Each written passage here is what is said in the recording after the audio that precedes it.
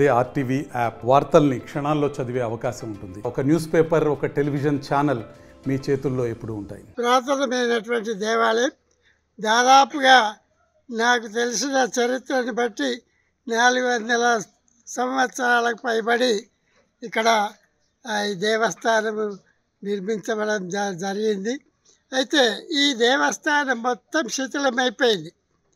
శిథిలమైపోయినప్పటికీ కూడాను దేవత విగ్రహాలు కూడా పోయినాయి. అయినప్పటికీ కూడా ఇక్కడ ప్రతిష్ట చాలా గొప్పగా ఉంది.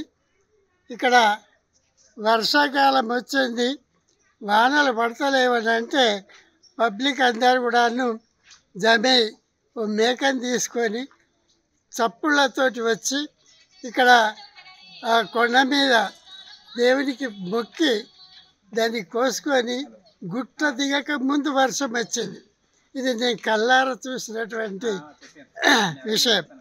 అయితే ఈ దేవస్థానం లోపల పూర్వకాలం లోపల విష్ణుమూర్తి పారిజాత వృక్షాన్ని తీసుకొని పోతుండగా ఈ దేవి ఆకర్షించి అందుకు ఆయన ఇక్కడ కాసేపు ఆగినట్టు.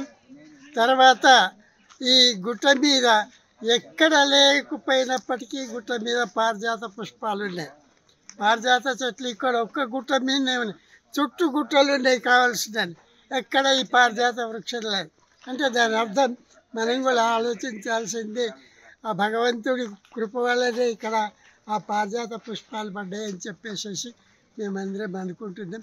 అయితే ఇదే కాకుండా శిథిలమైనటువంటి దేవస్థానాన్ని ఇక్కడి చరిత్రను విన్న కనకయ్య గారు పూనుకొని 10 మంది సహకారాన్ని తీసుకొని ఇక్కడ ఈ దేవస్థానాన్ని పునరుద్ధరించడం జరిగింది.